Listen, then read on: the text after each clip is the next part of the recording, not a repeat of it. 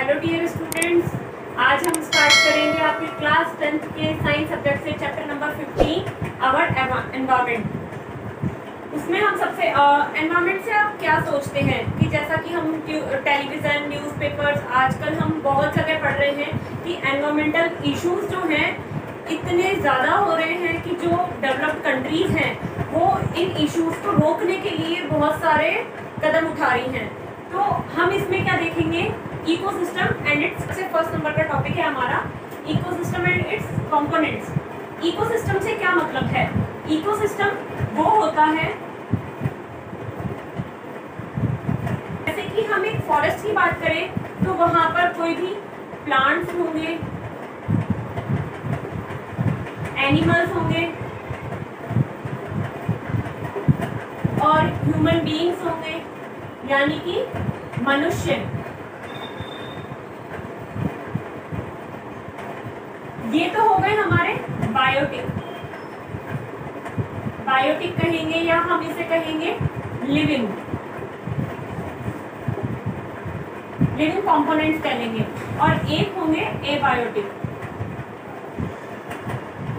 Abiotic में क्या होंगे, जैसे कि हमारी सॉइल है, विंड है और एक होगा टेम्परेचर। तो मिलाकर के बात ये है कि बायोटिक और एबायोटिक कंपोनेंट्स मिल करके एक इकोसिस्टम का निर्माण करते हैं या फॉर्मेशन करते हैं कि plants, animals, human beings, soil, wind, temperature एक साथ मिल करके एक दूसरे के साथ में ईच अदर वो सारी एक्टिविटीज करेंगे शो, तो वो क्या हो जाएगा, हमारा इकोसिस्टम कहलाएगा। वो अपने चारों ओर की सराउंडिंग्स को लेकर के जितनी भी क्रियाएं करेंगे या फंक्शंस करेंगे तो उसे क्या कहेंगे हम, इकोसिस्टम। अब इकोसिस्टम में हम क्या देखेंगे कि कुछ होते हैं प्रोड्यूसर्स, कुछ होते हैं कंज्यूमर्स। प्रोड्यूसर्स होते हैं और कुछ होते हैं कंज्यूमर्स। और तीसरे नंबर पर हम बात करेंगे डीकंपोजर्स।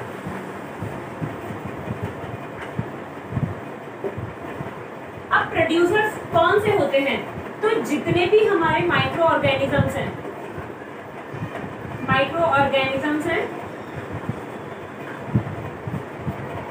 एंड बैक्टीरिया कह लो आप, यानी कि सिंगल सेल के बारे में हम बात कर रहे हैं।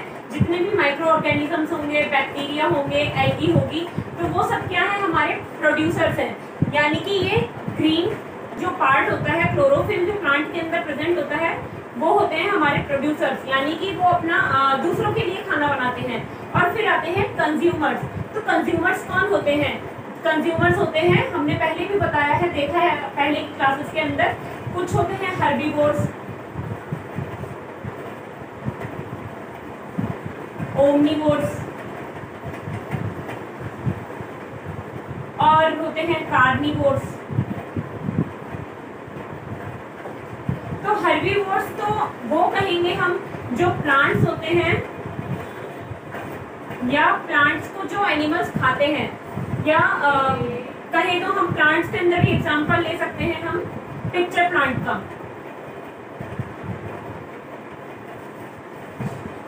अब ये जो पिक्चर प्लांट होता है वो क्या होता है, घटपर्णी पादप, जो इसकी स्ट्रक्चर जो होती है एक अर्न शेप होती है। अर्न यानी कि घड़े के शेप की होती है। वो क्या करता है, जो भी एनिमल आता है उसके अंदर का नेक्टर को खाने के लिए, तो उसको वो एंगल्फ कर लेता है। उस एनिमल को, इंसेक्ट को जो है वो पिक्चर प्लांट जो है अपने अंदर ही एंगल्फ कर लेता है कुछ इस तरीके से। तो वो होगा हर्बीवोर। अब ओमनीवोर कौन से होते हैं, जो जितने भी हर्बीवोर हैं उन पर डिपेंड रहते हैं या उनको खाते हैं। अब कार्निवोर्स कौन से होते हैं? कार्निवोर्स वो होते हैं जो कि प्लांट्स को भी खाते हैं और एनिमल्स को भी खाते हैं।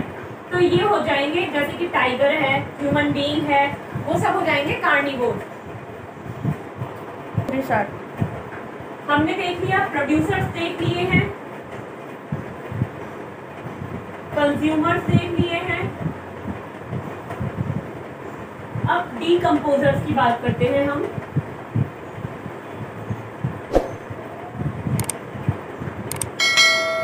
डीकम्पोजर्स का काम क्या है या क्या होते हैं डीकम्पोजर्स?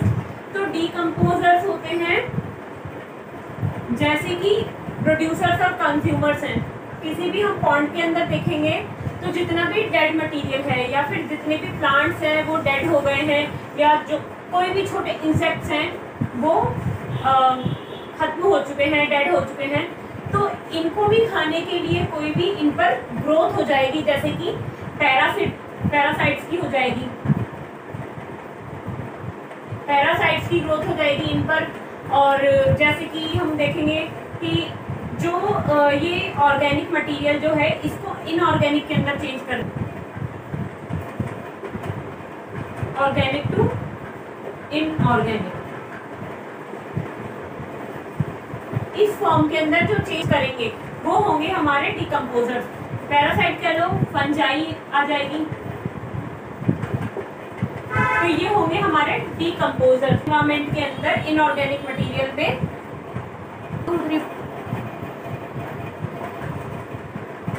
अब हम food chain and food web को देखेंगे। हम फूड चेन को देखेंगे पिरामिड से।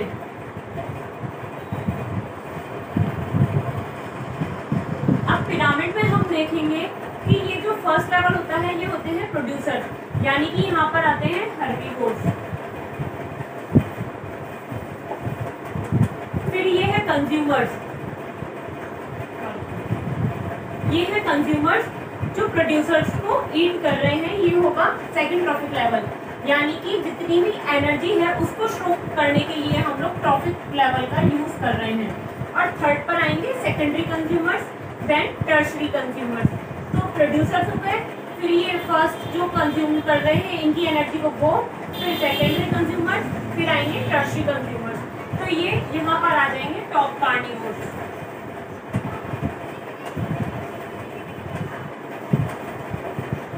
यहाँ आ जाएंगे टॉप कार्निवोर, या फिर ह्यूमन आ जाएगा, टाइगर है वो आएंगे यहाँ। तो ये तीनों हो गए हैं ट्रॉफिक लेवल। अब हम देखेंगे कि इसके अंदर पिरामिड के अंदर या फूड चेन के अंदर जो एनर्जी का जो फ्लो होता है वो किस तरीके से होता है। इस पिरामिड की हेल्प से हम देख सकते हैं कि जो एनर्जी का फ्लो है वो यूनिडायरेक्शनल हो रहा है, अपर साइड में हो रहा है, लोअर टू अपर हो रहा है। तो ये जो होगा डायरेक्शन का क्या होगा, यूनिडायरेक्शनल।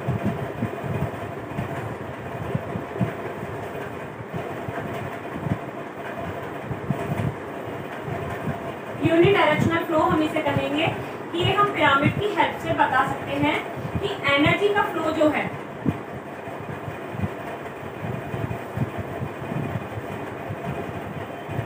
एनर्जी फ्लो यूनिडायरेक्शनली हो रहा है। और इसके अंदर जैसे कि यहाँ पर कोई भी प्रोड्यूसर है तो ये 1% जो है सोलर एनर्जी को ले रहा है,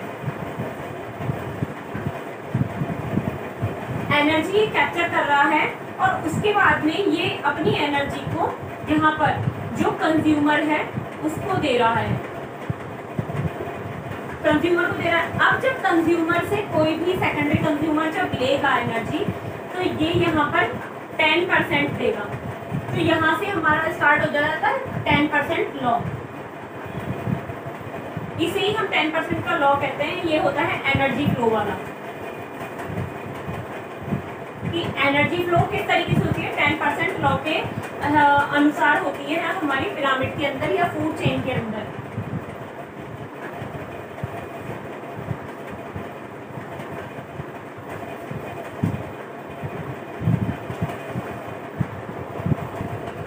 अब हम देखेंगे बायोलॉजिकल मैग्निफिकेशन।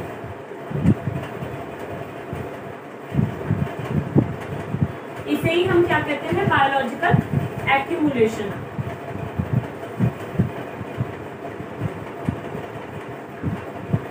इससे हम क्या समझते हैं, जब कोई भी, जैसे हमने यहाँ पर कहा कि ये जो हमारा पिरामिड है यहाँ पर जितने भी टॉक्सिन्स हैं वो स्टोर हुए जा रहे हैं, तो टॉक्सिन्स जो है वो यहाँ पर स्टोर हो रहे हैं। तो ये जब एनर्जी का फ्लो यूनिडायरेक्शनली होगा तो ये यहाँ पर टॉप कंज्यूमर्स के पास में स्टोर हो जाएंगे। तो तो जितने भी यहाँ पर हम जैसे भी किसी भी क्रॉप को हम पेस्टिसाइड्स दे रहे हैं तो वो धीरे धीरे धीरे धीरे फ्लो होकर के एनर्जी के साथ में क्रॉप कार्निवोर यानी कि ह्यूमन के पास चले जाएंगे। तो जो हमारी क्रॉप्स होगी, व्हीट होगी या राइस होगी या मेज होगी, कोई भी क्रॉप होगी, उसके अंदर पेस्टिसाइड ज़्यादा से ज़्यादा जाते जाते जाते जाते यहाँ पर पहुँच करके अपने एक हाई लेवल पर चले जाएंगे कि वो आगे जाकर के रिड्यूस नहीं हो पाते हैं और वो क्या होते हैं, हार्मफुल होते हैं। तो ये हमारे बायोलॉजिकल मैग्निफिकेशन में होता है, यानी कि ये संवर्धित हुए ही जा रहे हैं, यानी कि इनके बढ़ोतरी हुए जा रही है, जितने भी टॉक्सिन्स हैं उनके अंदर बढ़ोतरी हुए ही जा रही है।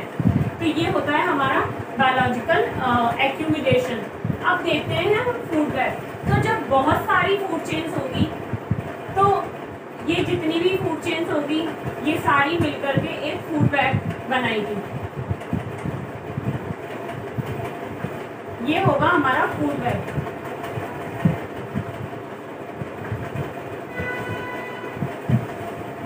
ये बहुत सारी फूड चेन्स हैं, जैसे कि हम यहाँ पर मान लो ये कोई भी एक ग्रास है। अब ग्रास को कौन खाएगा? या तो कोई रैबिट खाएगा या स्नैक खाएगा।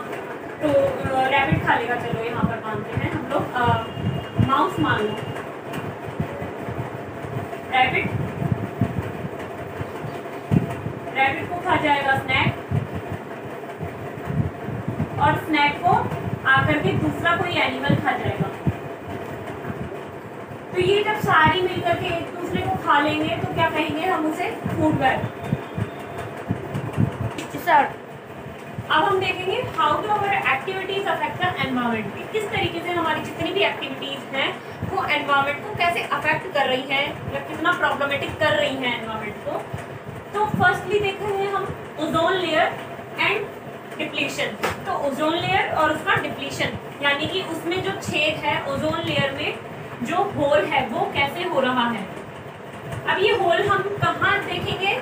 अंटार्कटिका में न्यूज़पेपर में आ रखा है कि अंटार्कटिका में जो ओजोन लेयर में होल हो रहा है वो बहुत बड़ी एक प्रॉब्लम है हमारे लिए। तो उसके लिए बहुत सारे सॉल्यूशंस निकाले जा रही हैं डेवलप्ड कंट्री में। तो हम देखेंगे ओजोन लेयर क्या है।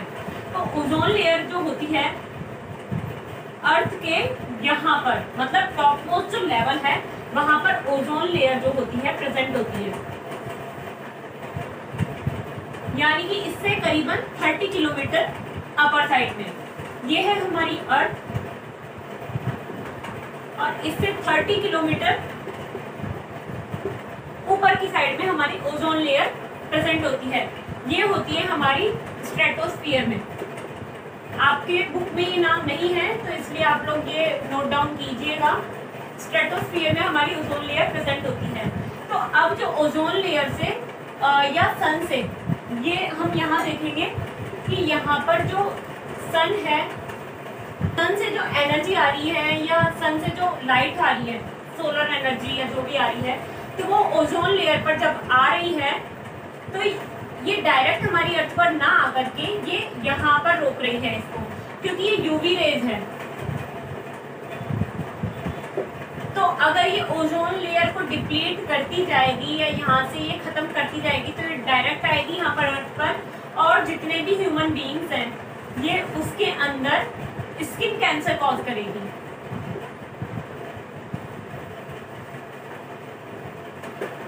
इसके लिए कॉज करेगी। तो इसके स्किन कैंसर से बचने के लिए हमें जरूरत है कि हम ओजोन लेयर को बचाएं और जितना भी यूवी रेडिएशन है या यूवी रेज है उसको डायरेक्ट आने से रोकें।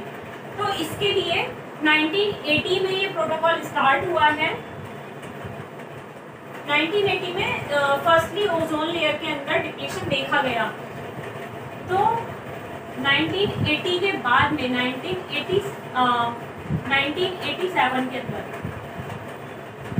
1987 के अंदर UNEP, United Nations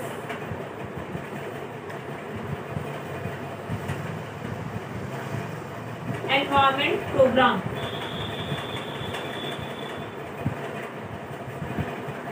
United Nations environment programme, इसने क्या स्टार्ट किया कि जितनी भी CFCs CFCs की फुल फॉर्म है क्लोरोफ्लोरोकार्बन।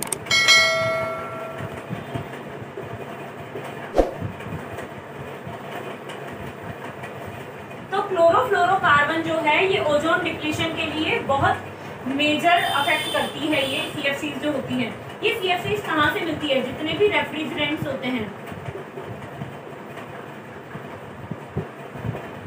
या जितने भी फायर एक्सटिंग्विशर होते हैं,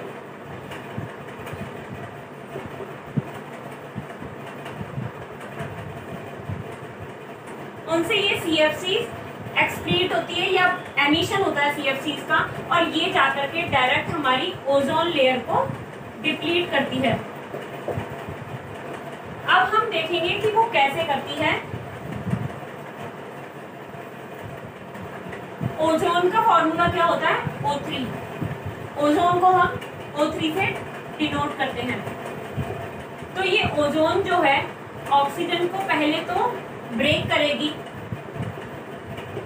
ये बाई प्रोडक्ट बन गए हैं हमारे दो, ये ऑक्सीजन के ब्रेक डाउन कर दिया इसने यूवी रेज ने। यूवी रेज जो आई हमारी सनलाइट से, उसने क्या किया? ब्रेक डाउन कर दिया। ब्रेक डाउन कर दिया तो अब ये यहाँ से जो एक ऑक्सीजन है, ये एक ऑक्सीजन गैस से रिएक्शन करके O3 का करेगी। तो अब ये जो सिंगल O है, ये क्या होगी? हमारी नियो ऑक्सीजन। तो O3 जो है ये है हमारी ओजोन। तो इस तरीके से हमारी रिएक्शंस कंप्लीट होती है ओजोन के अंदर कि ये नियो ऑक्सीजन से जाकर के रिएक्शन करती है। अब सेकंड नंबर पर हम देखेंगे managing the garbage we produce, कि हम जितना भी गार्बेज यानी कि वेस्ट मटेरियल जितना भी है हम जो प्रोड्यूस कर रहे हैं, तो उसका मैनेजमेंट हम कैसे करें।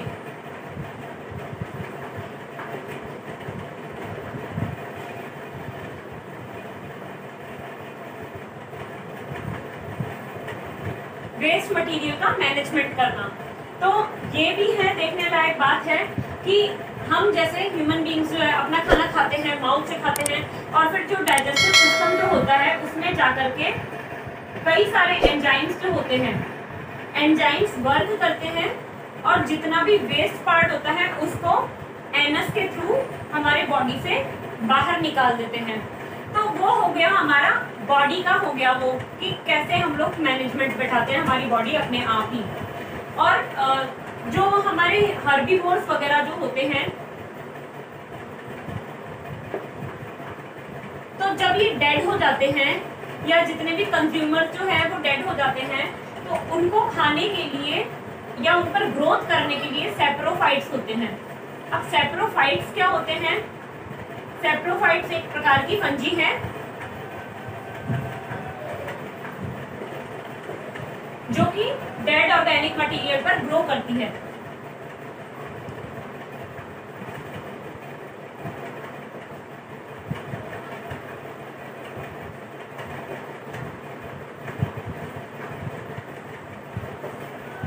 डेड ऑर्गेनिक मटेरियल जो होता है उस पर ग्रो करती है और उसको ब्रेक डाउन करती है। तो ये होता है जितने भी ऑटोट्रॉफ्स हैं उनके अंदर मैनेजमेंट होता है। तो उसी तरीके से हम लोगों को हमारी लाइफ के अंदर भी इसी तरीके से मैनेजमेंट रखना चाहिए कि हमारे हिसाब से जितना भी, जैसे कि प्लास्टिक है तो वो नॉन बायोडिग्रेडेबल है, तो हमें नॉन बायोडिग्रेडेबल जितने भी मटेरियल होता है उसका यूज नहीं करना है, या फिर यूं कहें कि हम लोगों को सिर्फ बायोडिग्रेडेबल चीजों का ही यूज करना है। तो बायोडिग्रेडेबल में क्या होता है?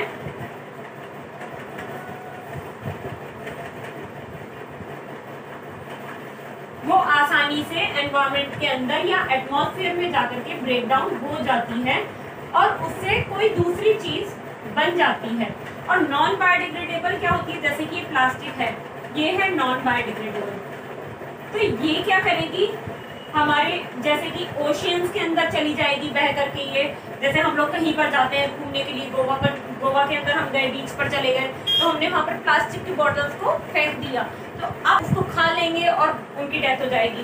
तो फिशेस की डेथ हो जाती है और ये प्लास्टिक जो है ओशियन के अंदर या सी के अंदर जाकर के सबसे जो बॉटम लेयर होती है वहां पर जाकर के इकट्ठी हो जाती है, और फिर वहां पर या फिर ऊपर वाली लेयर पर भी जितनी पॉलीथीन के बैग्स हैं वो इकट्ठे हो जाते हैं और फिशेस को ऑक्सीजन मिलना बंद हो जाती है, तो उनकी डेथ हो जाती है। तो इसलिए हम क्या करें कि बायोडिग्रेडेबल ही प्रोडक्ट्स को यूज करें। तो अब ये आपका फिनिश हो चुका है।